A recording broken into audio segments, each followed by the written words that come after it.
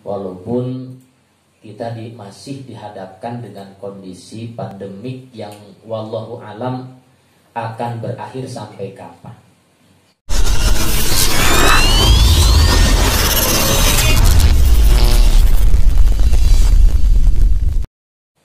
Bismillahirrahmanirrahim. Assalamualaikum warahmatullahi wabarakatuh. Waalaikumsalam warahmatullahi wabarakatuh. Alhamdulillahirrahmanirrahim. Asyhadu an la ilaha illallah wahdahu la syarikalah wa asyhadu anna Muhammadan abduhu wa rasuluhu alladzi la nabiyya ba'dah. Wa qala subhanahu wa ta'ala a'udzu billahi minasyaitonir rajim. Bismillahirrahmanirrahim. Walladzina jahadu bina lanahdiyannahum subulana. Shadaqallahul adzim. Yang sama-sama kita hormati dan Allah muliakan Dewan Pembina Yayasan Bina Insan. Alhamdulillah hadir saya dan Ustaz Darul beserta Ibu. Hadir juga di agenda raker pada hari ini, yaitu Dewan Pengawas Yayasan Pak Imawanto. Yang juga saya hormati dan Allah muliakan para pengurus Yayasan Bina Insan, Pak Ustadz Sopandi, Ustadz Husna, Ustadz Junedi, dan rekan-rekan yang lainnya. Dan juga yang saya hormati dan Allah muliakan yang insya Allah sedang berbahagia di tengah-tengah pandemik yang sangat luar biasa. Ibu-ibu, ustazah dari unit TKIT, kemudian STIT dan SMPIT. Alhamdulillah wa syukurillah di Ciasem mungkin suasananya mau maghrib ini ya.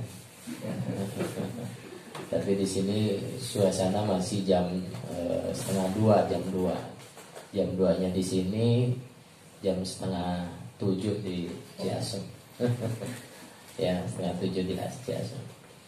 Alhamdulillah dalam suasana pada siang hari ini Allah Subhanahu wa taala berkenan bisa mempertemukan kita semuanya dalam agenda perencanaan. Ya, agenda untuk merencanakan program-program yang akan kita laksanakan di tahun ajaran 2021-2022. Mudah-mudahan agenda ini, tempat ini, suasana ini mampu menginspirasi kita semuanya untuk membuat terobosan-terobosan program yang mudah-mudahan terobosan-terobosan program ini akan melahirkan kebaikan-kebaikan bagi yayasan kita. Walaupun kita masih dihadapkan dengan kondisi pandemik yang wallahu alam akan berakhir sampai kapan. Ya, kita juga tidak boleh terjebak dengan situasi pandemi, lalu kemudian menghilangkan daya nalar kita, menghilangkan inovasi dan kreativitas kita dalam mengelola sebuah lembaga pendidikan. Dan insya Allah pada hari ini di tengah-tengah pandemik itu kita coba kalau komputer itu apa ya? Menginstal kembali, meriset kembali begitu ya. Daya jelajah berpikir kita agar program pendidikan yang akan kita laksanakan di tahun ini tetap berjalan walaupun dibatasi dengan situasi dan kondisi yang ada. Ya, oleh karena itu suasana sejuk bukan membuat kita lalu kemudian tidur nyenyak begitu ya. Nah, ibarat kerja kalah kaboboti berat gitu. Tapi justru mudah-mudahan dengan suasana yang seperti ini mampu menginspirasi. Ketika keluar muncul gagasan, ketika sedang berenang muncul gagasan, ketika sedang menuju masjid muncul gagasan, ketika sedang makan muncul gagasan. Nah, ini yang kita harapkan tentunya. Kenapa Ustadz Sopandi dan kawan-kawan memilih tempat yang seperti ini bukan hanya sebatas rekreasi larinya kita dari pandemi. Di tengah-tengah orang tidak ada yang masuk ke lokasi-lokasi wisata, mangpang mengpeng bisa ya, nggak ada orang ya. Biasanya kalau nggak ada orang kan lebih murah biayanya. Diskon. Ya, ada diskon khusus gitu ya, diskon khusus. Nah, kaitan dengan hal tersebut, mangga ikhtiar yang sudah dilakukan oleh yayasan. Yuk kita manfaatkan dalam 2 hari ini, kita putar otak kita, begitu ya. Kita juga terus membuka kreativitas kita, bagaimana program-program kita terutama kaitan dengan pendidikan ini bisa berjalan ke depan. Salawat beserta salam semoga Allah curahkan kepada qudwah hasanah kita Nabi besar Muhammad sallallahu alaihi wasallam, kepada keluarganya, para sahabat tabi'in, dan insyaallah mudah-mudahan kepada kita semuanya. Sekali lagi Anda sampaikan jazakallahu khair wa jazakumullah khair kepada pengurus Yayasan Bina Insan yang sudah bisa memfasilitasi kita untuk bisa lebih nyaman ya, lebih nyaman dalam melakukan raker kita. Andaikan kemarin anak eksekusi mungkin dipilih anak ya, dipilih anak yang baru gitu. Kemarin anak belum eksekusi karena masih ragu, ini pandemik makin panjang gitu. Kalau anak beli pila nanti uangnya nanti pandemik panjang nggak cukup untuk biaya hidup gitu. Akhirnya kemarin itu ada pila yang murah begitu ya di sekitar Ciater. Akses ke Ciater pun juga tinggal 3 menit pun juga bisa masuk begitu. Ya kemarin anak bagus tuh Mi gitu buat anak niatnya buat lembaga tahfiz. Jadi ingin membuka lembaga tahfiz ya, anak-anak kita yang mau belajar, yang mau menghafal Al-Qur'an 30 juz gitu ya. Nanti akan anak datangkan ustadznya gitu yang hafal, tentu harus, kalau anak-anaknya hafal 30 juz kan ustadznya harus lebih dari 30 juz kan. Ya, 31, 32 kan gitu kan ya. Gitu kemarin itu Masya Allah enak banget, itu ada kolam renangnya, lalu kemudian ada air panasnya, ada gazebo-nya, lapangan parkir cukup, kemudian juga vilanya ada sekitar 7 kamar ya. 7 kamar gitu kan. Waduh Mas, mantap nih kalau seandainya kita bikin lembaga tahfidz di situ gitu ya. Nanti sambil tahfidz, sambil kita juga kalau ada kegiatan-kegiatan bisa ini ya, bisa menggunakan oleh yayasannya Ika Batur Mayar maunya ke anak tuh Mayar. Mayar dari belas kena. Ya, uang kebersihan ya. Ya, kemarin itu seperti itu. Mudah-mudahan nanti ada rezekinya begitu ya. Ada rezekinya sehingga agenda-agenda yayasan baik itu Al-Ukhwah maupun juga Bina Insan ataupun juga pengantin baru kan bisa menggunakan fasilitas. Ada 7 rumah di situ ya. Murah Ustaz. Murah banget, pengen 2 miliar. Insyaallah murah. Murah tuh Ustaz.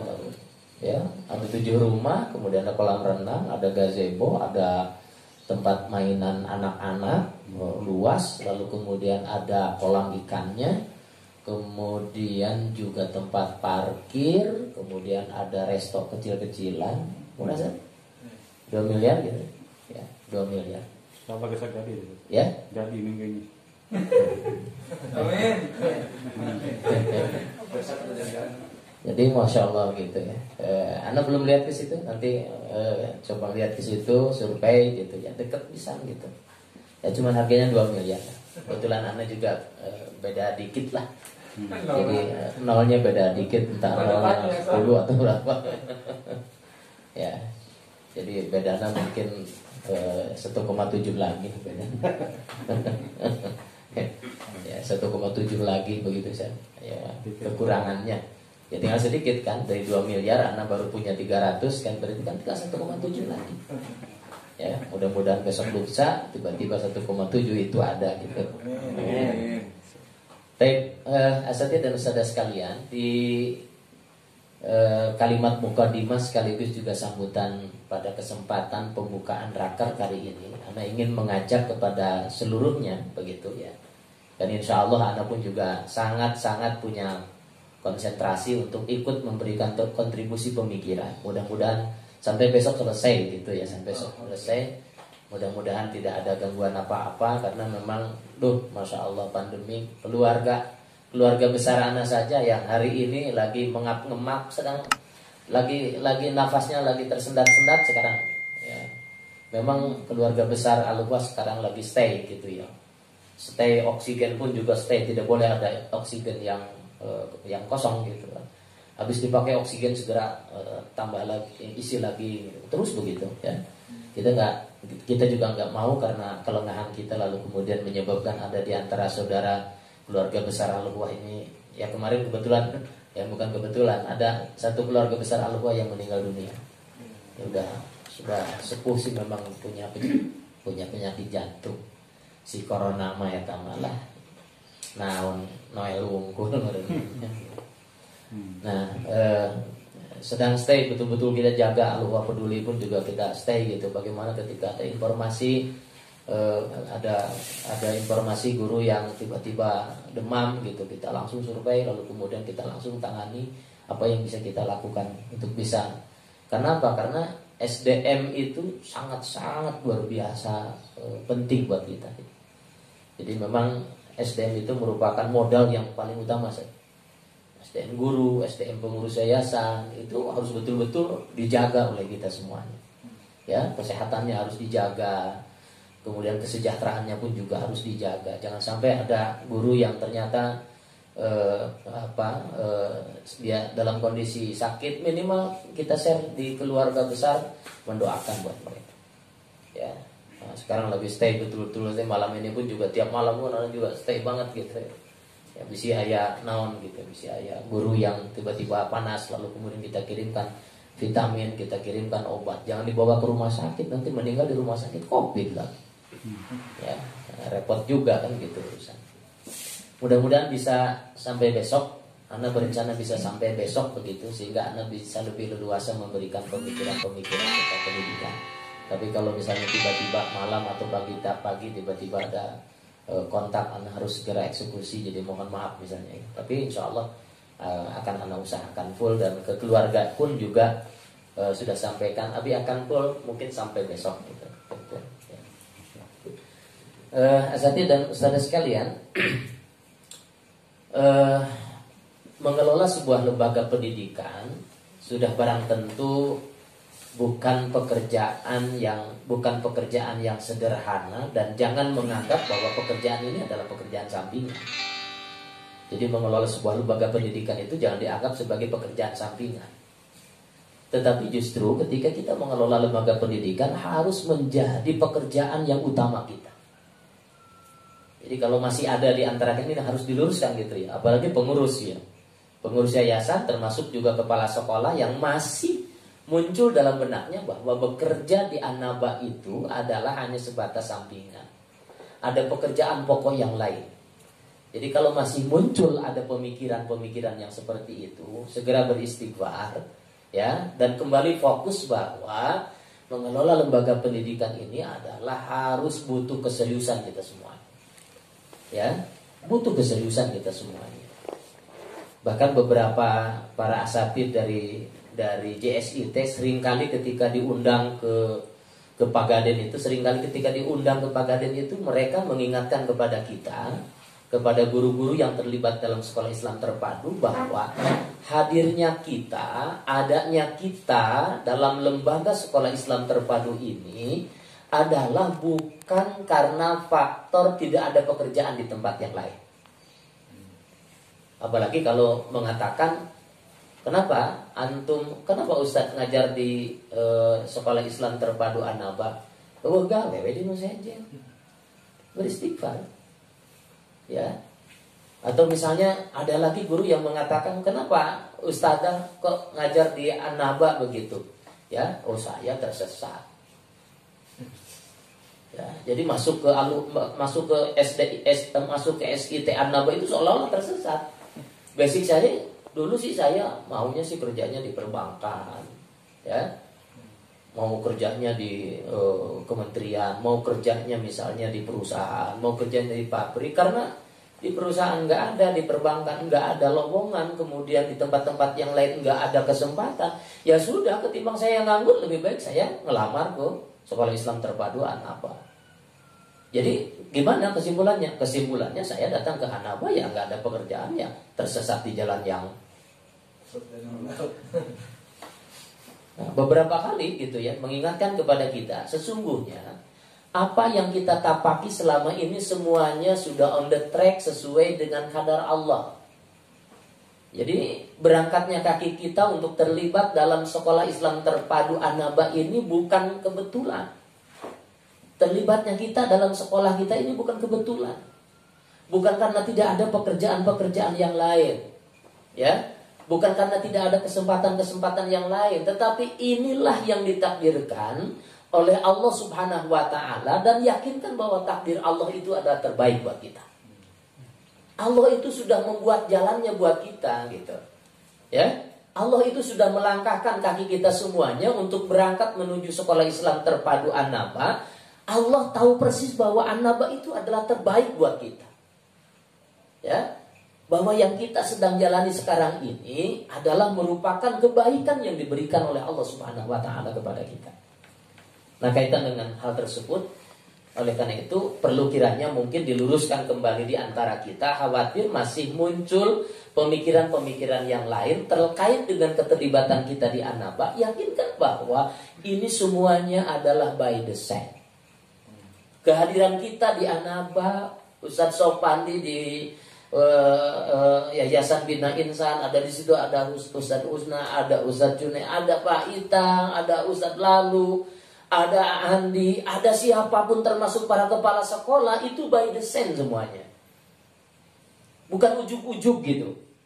Ya, jadi bukan ujuk-ujuk, bukan susuganan. Ya. Kenapa Anda ingin menyampaikan ini terlebih dahulu? Khawatir masih ada di antara kita yang fisiknya ternyata ada di An-Naba, tetapi ruhnya ada di luar sana. Ya. Asa teu napak di An-Naba teh emang ngajuli. Iya kan? Emangnya pocong kuntilanak yang ngapa? Khawatir gitu kan? Khawatir dia bekerja di An-Naba, begitu dia beraktivitas di An-Naba, tetapi ruhnya ada di mana? Ruhnya ada di lembaga yang lain, ruhnya ada di instansi-instansi yang lain. Ingat gitu ya. Anda ingin mengingatkan di kalimat pertama ini bahwa kehadiran kita di An-Naba pada hakikatnya adalah by design Allah. Allah sudah mengatur sedemikian rupa kehidupan kita, dan yang terbaik Allah itu telah melangkahkan ke kita menuju An-Naba. Jadi bukan kebetulan. Ya, bukan ujuk-ujuk, bukan tidak ada pekerjaan yang lain, bukan tibatan nganggur, bukan. Tapi justru inilah langkah yang sebenarnya. Inilah perjuangan yang sebenarnya yang diridhoi oleh Allah Subhanahu wa taala kepada kita. Nah, kalau kita sudah memahami itu semuanya, bahwa langkah kita ini adalah langkah terbaik, langkah kita ini adalah langkah yang didorong oleh Allah Subhanahu wa taala, maka insya Allah harus muncul kefokusan kita untuk bisa memberikan kontribusi yang sebesar-besarnya buat An-Naba. Ya. Sekarang mau bagaimana kita akan fokus kalau pikirannya ada di mana? Ya kan? Mau bagaimana kita akan fokus membesarkan An-Naba kalau seandainya hatinya ada di mana-mana? Nggak akan fokus. Makanya yuk kita kembalikan lagi hati kita on the track, pikiran kita on the track, bahwa semuanya yang kita lakukan pada hari ini, jasad ini, pikiran ini, hati kita ini, semuanya sudah digerakkan oleh Allah Subhanahu wa taala, dan Allah ridho. Kita berada di An-Naba itu Allah ridho. Ya. Nah, kaitan dengan hal tersebut, para asatidz dan ustadzah sekalian, inilah yang akan membukakan fokusnya kita. Inilah yang akan membukakan, inilah yang paling pertama yang akan membukakan konsentrasi kita. Ya. Jadi kalau sudah konsentrasi maka muncul cinta. Iya kan? Jadi kalau sudah konsentrasi maka yang akan muncul adalah kecintaan terhadap lembaga ini. Ya, jadi kecintaan itu muncul karena konsentrasi. Konsentrasi kefokusan kita ini muncul karena apa? Karena adanya hati yang di situ, ada fikroh kita di situ, ada jasad kita di situ, ada perasaan kita di situ. Kalau perasaan, jasad, fikroh, hati kita ada di situ, diyakinkan bahwa kita akan konsentrasi. Kita akan all out untuk bisa membesarkan lembaga kita. Kalau sudah begitu muncul. Ini yang paling tahu tentang cinta itu pengawas.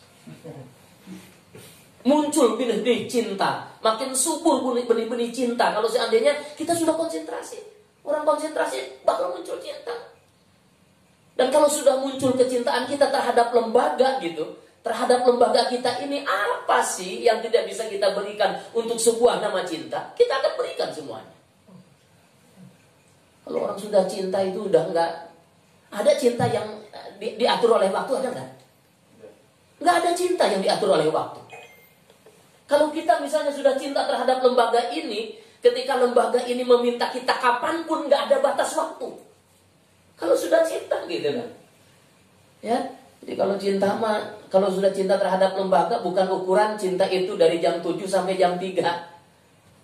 Berapa? Anak sih tugas di Anaba dari jam 7 sampai jam 3.